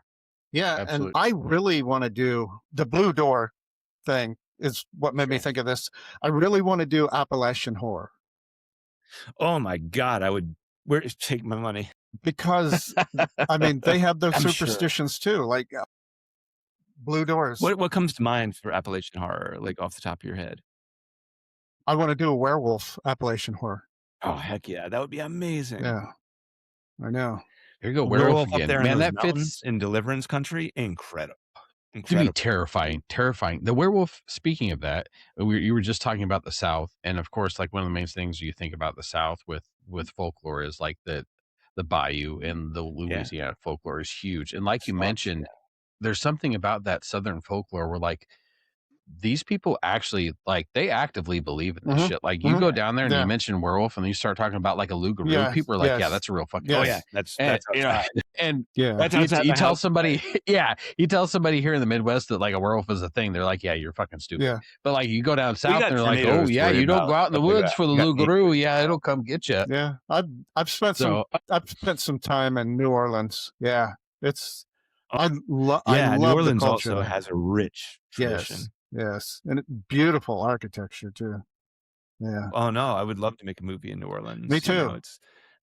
Not even once you step outside the French Quarter, there's loads of non-touristy areas around there that are so beautiful and historic, and still there even after Katrina like ravished New Orleans. Like they were able to build back in ways that it just shows how resilient they are as people. Absolutely, 100%. I'm going to backtrack just a little bit, talking about the East Coast and New England specifically. Earlier, you mentioned birthplace of Lovecraft, and Randy and I are huge Lovecraft fans. Absolutely love Lovecraft, and I can't help but think about Black Wake. And was that something that attracted you to Black Wake because it feels there's a heavy Lovecraft essence to it? It's like it's a cool mixture of a dystopian type future mashed with a Lovecraft kind of essence and mythology to it. So was that one of the reasons that you chose to do that? Certainly. No, I've always been really attracted to H.P. Lovecraft, and you grew up with his stories, just being around in the ether. But like when Jerry Janda was there are multiple writers credited for that movie, but the original guy was Jerry Janda, who was hugely into H.P. Lovecraft. And, we talked a lot about what the monster looked like. And he was like, it's not Cthulhu. It's Yul Sagoth or whatever that big old creature is with all the tendrils that are like tentacles coming out of him. It's like, looking at pictures of that guy, I was like, oh yeah, that guy hasn't been in movies. It's been all, like what we've gotten from the late great Stuart Gordon in movies like From Beyond and Dagon. But that monster hadn't been seen before or underrepresented perhaps in other movies. And so that was a real kick for me. And Jerry got the idea because like we'd made another movie we made a short film called Painkiller that had done very well. And he wanted to make another film. So he was sitting on the beach with his family and the kids are playing and he's looking out at the ocean. And he's like, what would it be like if y'all saw Sagoth like rose up out of the water? He's like, oh, I think I have I think I know what movie I want to write next. And then he went out and wrote Black Wake. And yeah, it was certainly very attractive to me to like have him go and put in all the H.P. Lovecraft stuff. But then, that movie weirdly has everything and the kitchen sink kind of thrown into the story where it's like for sure. And, a little bit of Night of the Creeps where heads are exploding and parasites are jumping out, stuff like that.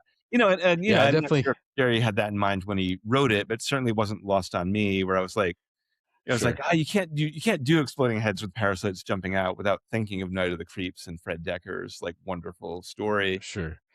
But there was so much other stuff on the go in Black Wake that I was like, all right, we're not just doing Night of the Creeps. We're doing that plus conspiracy thriller plus H.P. Lovecraft plus all this other stuff that's pretty It was wild a really cool amalgam of all these ideas that kind of unfold throughout the film. And one movie I couldn't help think about, which I feel is very underrated, and I'm sure Randy knows what I'm going to say right here, but I couldn't help but think of The Hidden.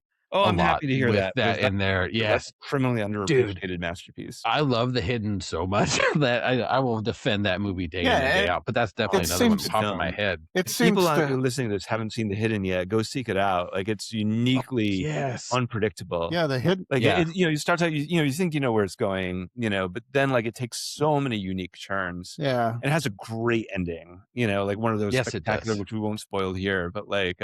But when it builds to the ending, you're like, oh my God, I think this movie's really going to stick the landing. And then it does. Yeah. And it's like, man, great job. It's also in The Hidden, there was like just another level of brutality and like just viciousness that, it made it that much more scarier because it seemed like it was somehow more unpredictable because it just was just out to rain terror and fuck shit up and it did not care and it wanted to listen to heavy metal music and just fucking kill things. It just was like that's kind of terrifying in how in the Terminator where the Terminator drives his car into the police station. It's like just imagine that scene for an entire movie. Yes, exactly. And the Terminator, Randy and I always talk about this too, man. The Terminator, the first one, that's a horror movie at its core too. Yes, for sure. Black Wake was fun. God knows we need more Lovecraft. There's so much mythos there, and to actually give love to something that's not Cthulhu. Sure, I love Cthulhu, but there's so much more things. And directed by Joe Lynch. And that one, did The Thing on the Doorstep, I think is the reference they were making there. But like cool movie. And like I was, watching that, I was like, oh yeah, I really did wish that there was another Stuart Gordon, Dennis Paoli movie. And we kind of got one, like because Joe Lynch clearly adores those films, and really I think what was that? I just read an article that they're coming back to make another film, but the filmmakers for The Void. Did you see The Void? Very Lovecraftian. I didn't know that. I just read something that they were trying to either make a new film or a sequel to The Void. But I'm like, oh my God, I love The Void so much. Like it'd been so long since we haven't got like in the 80s is when we got all the good Lovecraft shit. And Reanimator from Beyond. Really good stuff. Yeah, Reanimator from Beyond. God, I love From Beyond. That was another one that for me as a kid, first of all, should not have been watching. I know. I was totally that kid too. I was always watching. I wasn't supposed so we got to talk to Jeffrey Combs at Comic-Con, and that was a lot of fun. And talk to him about all the Lovecraft stuff. He got to do obviously because that's followed him around for. Oh, he's amazing, amazing actor, an amazing human being too. Yes, he was so much fun. He's a great guy. He was a lot of fun. To talk while to we were doing his interview, silly. Sean Clark wouldn't shut up next to us, and he's like, Sean, shut up. We're trying to do an interview. It was so great. So, because Sean Clark, A.K. and Hodder, because we got to talk with Richard Stanley some time ago, which was wonderful. He just is a very unique person. Yeah. It was amazing. We don't want to keep anybody longer than they want to. But if people want to talk, we're going to let them talk. Sure, I mean, I'm not going to tell them no. And Richard, I think we recorded like 4 hours.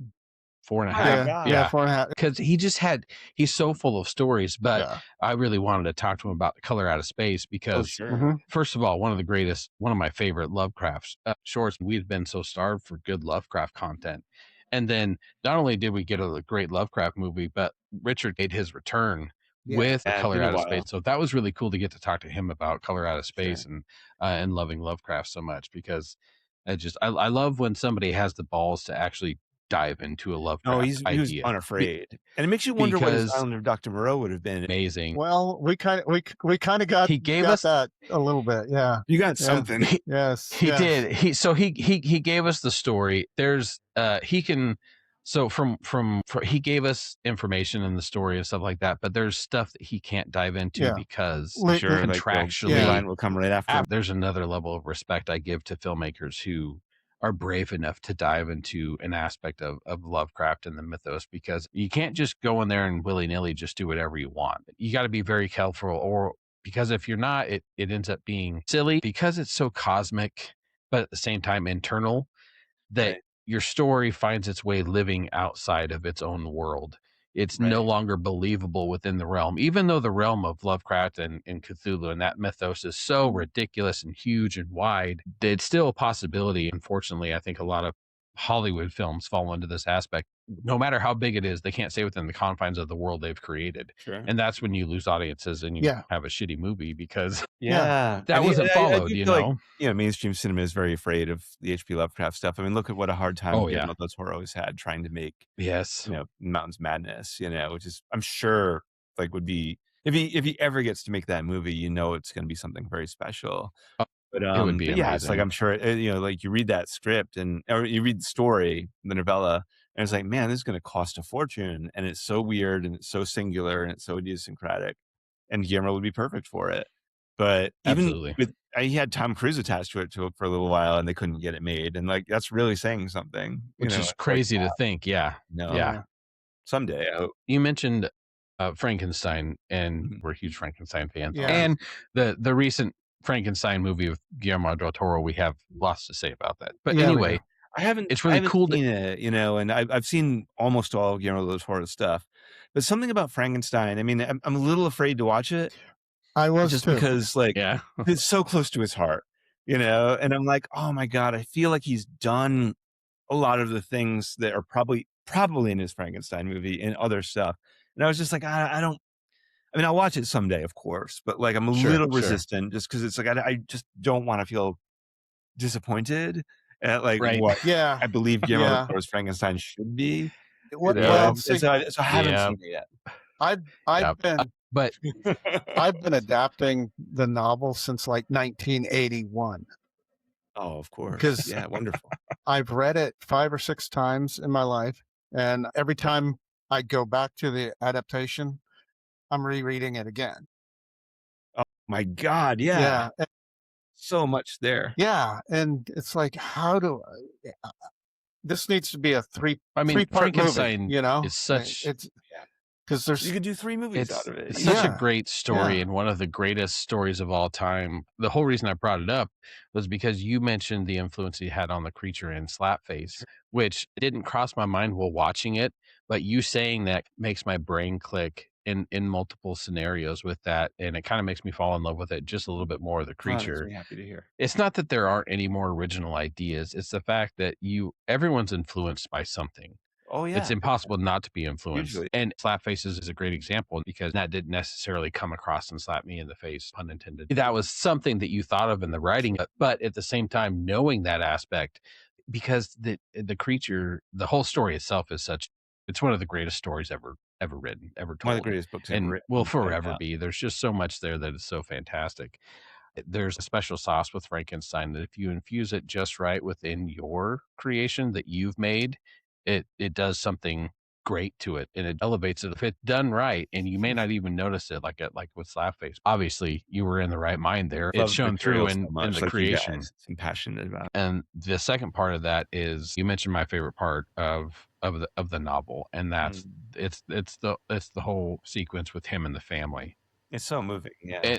It is, and it's one of the most beautiful things within a horror story, I think, in existence, and probably will forever be. There's just something about that touches my heart in this, story of loss and horror and everything in general. But you said something specifically about him looking at the family, and that made you think about your creature watching the boys play Slapface, and you normally would be more worried about what the boys are thinking.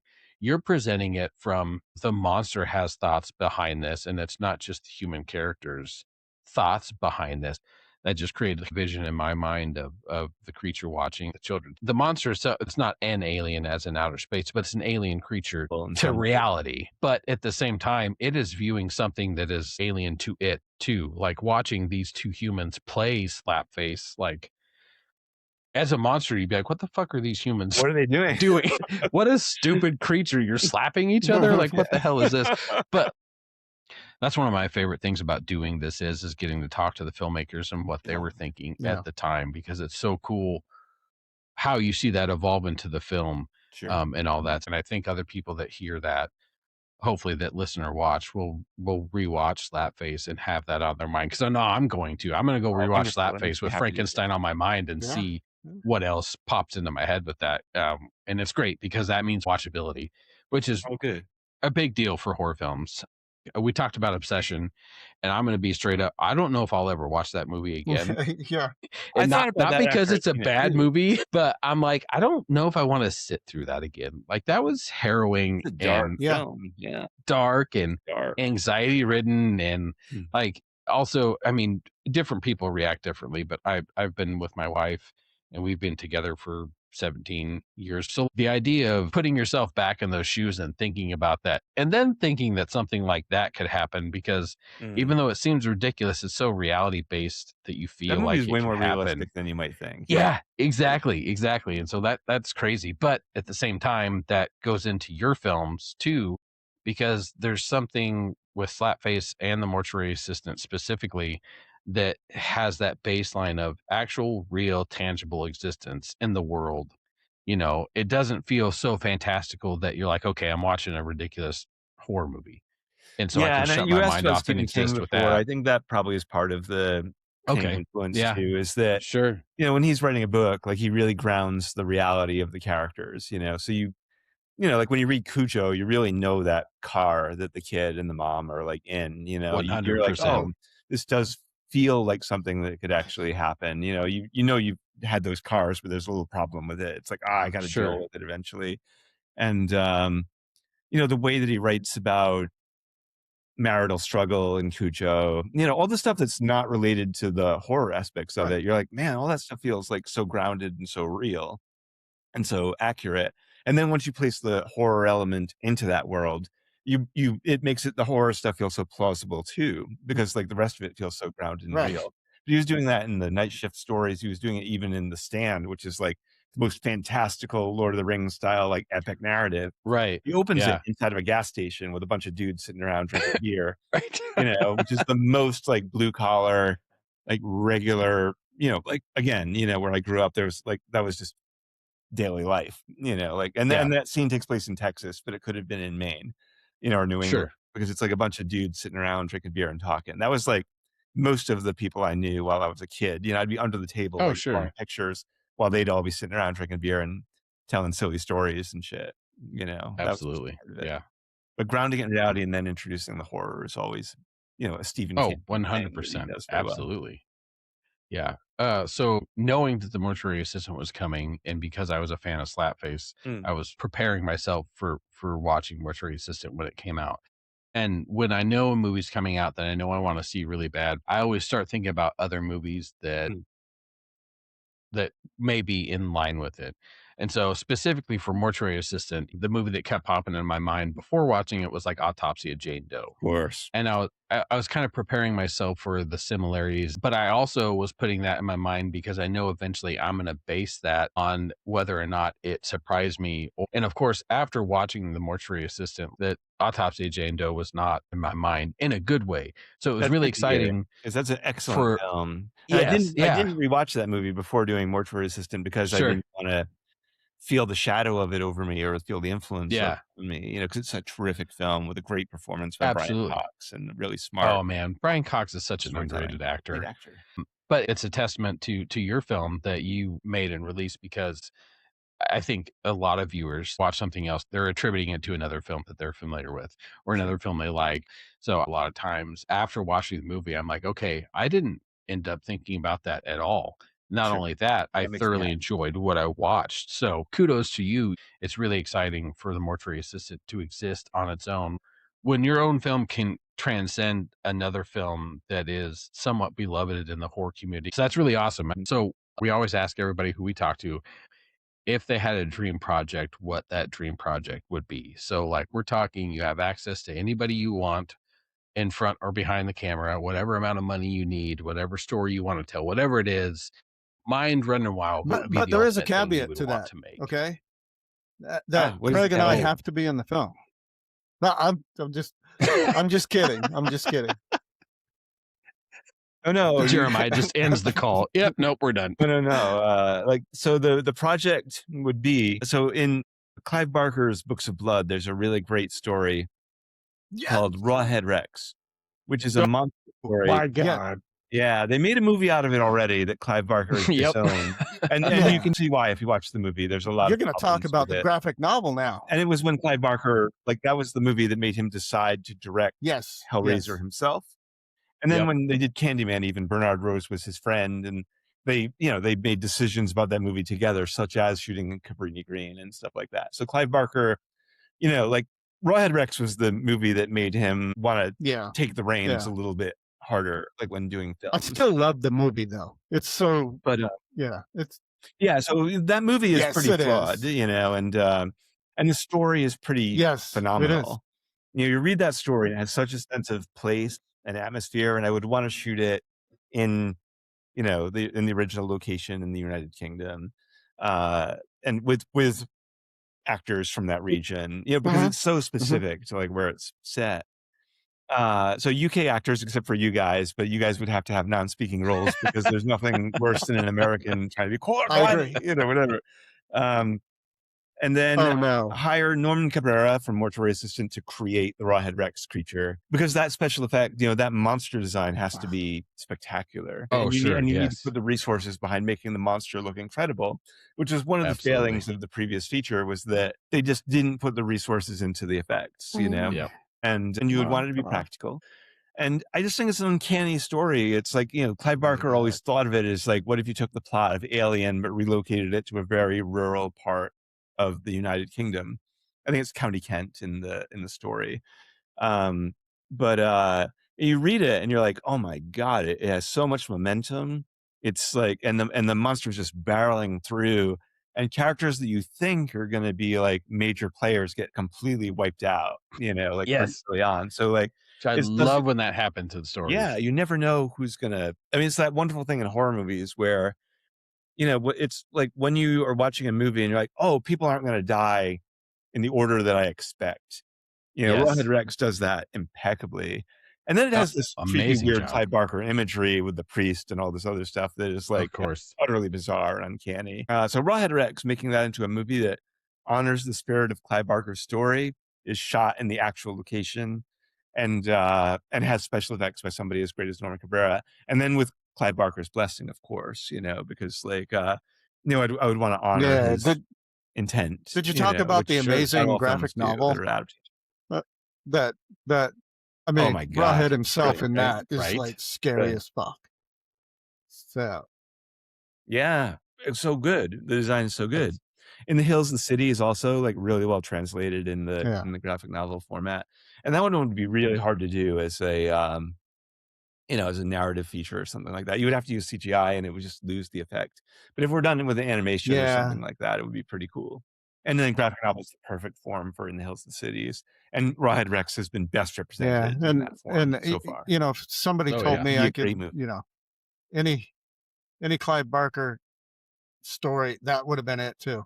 Because Yeah. yeah, And you guys would Yeah, show up that's- and get killed by Rex. Yeah, that's right. That's probably going to go down as one of Yes, our favorite yes. answers to that question, just because Randy and I constantly talk about, for whatever reason, I don't know why, and I think it's because the Rawhead Rex movie is so horrible and awful, Yeah. but it's I a know, guilty it's pleasure for us, so it's always a falls apart joke. completely. But we also both really, really love Clive Yeah. Barker and his Me too. stories. So like that answer Yeah. out of you was like that perfection. makes We're me like, happy, oh yeah, yeah. man, we're I love it. Rawhead Clive Rex or Barker Clive is Barker. Hell yeah. brilliant, and it's I never saw the new cut of Cabal, Yeah, Nightbreed. Nightbreed, right? The So like Cabal I cut. saw the Yeah, old yeah, cut, and yeah. it was like, and I always thought of it as like a flawed but brilliant thing based on a great story, and then he got screwed over by the Absolutely. studio. But I hear Yep. that the new cut is really good. I And I Clive Barker's so highly happy I with it. highly recommend it. Yeah. I think what was it Scream Factory? Yeah, Scream I Factory put think it out, I that think. yeah, I think that did that, and I liked the movie Me too. back in the day. It just wasn't a huge favorite of mine, and I think, as you You mentioned, felt the there's a compromise. lot of good. Yeah, exactly. I think the Cabal cut, although not The complete Cabal cut. perfection, is is really excellent, and it's really wonderful to know that there's a cut that they were kind of happy with That Clive releasing Barker because feels there's so just proud so of. I much mean, to I've it. heard him talk Yeah, about it, and he's just very moved yeah, by the fact that they were able to do that, and that doesn't happen yeah. with every movie. There are some movies that get No, it royally fucked doesn't. by the There, studios and I can never quite wish that would turn. happen with a lot of movies. Yeah. Event Horizon is always a movie I think about where I Yeah. wish there was the Yeah. director's cut out there where we could actually see everything they wanted to put It's on easily film, that Paul type of W.S. thing. Anderson's So, best film, oh, and, easily, absolutely, 100%, 100%. Okay, Jeremiah, we've taken up so much of your time, and we're so grateful for you to come on here and talk to us and just have fun and go over storytelling and your thoughts behind the film. So thank you so much for taking the time to do that with us. We yeah. greatly appreciate it. We Thank feel you guys. I honored. really appreciate it. It was a great conversation. Like I said, I really Absolutely. enjoy your show. So it was a real Oh, thank privilege you. to be on. Yeah, we were really excited. When you had mentioned, of course, I knew prior that you had known the Adams, but then you mentioned Yeah. Scott Yeah, Scott and Tahira. Lamberson, and I didn't Lamberson. make the connection that you and Lamberson had both done Well, yeah, we did an stories. anthology And together. yeah, did the Yeah, that was a anthology long time together. ago. I've known Lamberson. I mean, not in person, but we've known each other online for years, and it's actually the same reason I know Randy, and it's literally Yeah. because of werewolves. Fantastic. So Lamberson wrote the Frenzy cycle, and the very first book in the series, The Frenzy Way, just so happens to be my favorite werewolf book of all Good time. choice. I'm a huge horror reader, and I love werewolves, and I've read so many werewolf novels. Which, luckily, on the most part, there are many more good werewolf books than there are good werewolf movies. For sure. But that's how I ended up connecting with him originally, and then we've had him on the show a couple He's times. great. So he's fantastic, great guy, and we love him. With Randy, I originally met him because he was after he made his Psycho Killer feature. His next film was going to be a werewolf film called Autumn We Moon, can. and so strangely enough, that's how I got in contact with Randy because I was looking to get involved with a werewolf film. So that's actually how I came to know both Randy and Greg. It's Oh, crazy, small small world. world, type of thing. Yeah. But it's crazy how the more people that we talk on the show, it's like this little family that we've accidentally come across keeps growing wider and wider, and how Good everybody kind of people. knows each other, and that it's just yeah, exactly. It's a bunch of great people, and we respect all of you so much because there's so much great stuff that you guys are releasing. So I really hope we continue to see your stuff released, and we can't wait for whatever else you have going. I will ask one last thing before you go, is if there's a project you're excited about that you can talk about, obviously, if you've got coming up.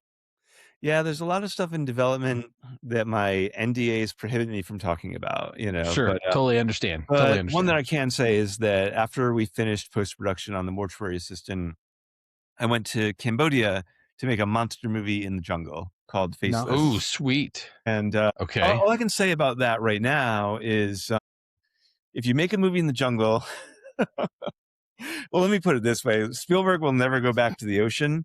I will never go back to the jungle. It is uncompromising. And my heart goes out to Francis Ford Coppola and John McTiernan and Oliver Stone. Anybody who's made a movie in the jungle will know that it is sheer terror and living hell hacking through the bush every day to go make a horror movie or any kind of movie out in the jungle. Making a movie in the woods, no problem. Making a movie in the jungle, it is uncompromising out there. I would rather make a movie on the moon I'd rather make an underwater movie in the ocean than ever go back to the jungle ever again, because the jungle is not waiting to greet and hug you. The jungle is waiting to trap you and kill you. Sure. I It just can makes I it can a only terrific imagine. location for a horror movie, but also like not my top choice anymore for like a place where I would want to make a movie. And the Yeah. crew was I wonderful, and like I was so happy to be in Cambodia, but the jungle is a brutalizing, painful hell zone, tropical hell zone. But the movie is called Faceless, and it takes place in the jungle where horror ensues. Awesome. Of course. Excellent. Well, that's exciting. We can't wait to see that. And I'm sure anybody that watches or listens can't wait. Outside of having a wonderful time talking to you, I hope maybe that this reaches some people that may not be familiar with your work so they can go and enjoy it too, because you, along with a lot of these other independent horror filmmakers, are carrying the flag for the genre. You are the reason. Nobody's out there carrying the flag in Hollywood for horror right now. It's people like yourself that are making films out here, making not only films, you're making great films. It's one thing to make a film. We all know that that is no easy task. So hats off to anybody that makes a film, but to make a good film on top of that is just a whole nother level. So Yeah, we and really just to appreciate shout it, out to Jeremiah. 2 good films that we talked about during the course of this conversation. The Hidden, go see that. It's an oldie but a Yes. goodie. And then go see Yes. Pyewacket, which is like Yes. criminally underseen and like well worth your Absolutely. time, you know. Absolutely. Hidden and Pyewacket. Go check them out. Go check those out. And also for those listening, watching, go check out Jeremiah's films. He's got a slew of films actually you can check out. Most recently, obviously, Mortuary Assistant. Obviously, go check that out on Shudder. There's no reason not to watch it on Shudder because Shudder's like $6 a month or something at that point. Night Patrol is another recent Shudder release that I highly recommend. Yes, with Justin Long. Yeah, And if you like Paul Verhoeven movies, Night Patrol is like up there. Yes, that's check out Yes. Slapface, a wonderful original film. If you enjoy Lovecraft, go check out Black Wake.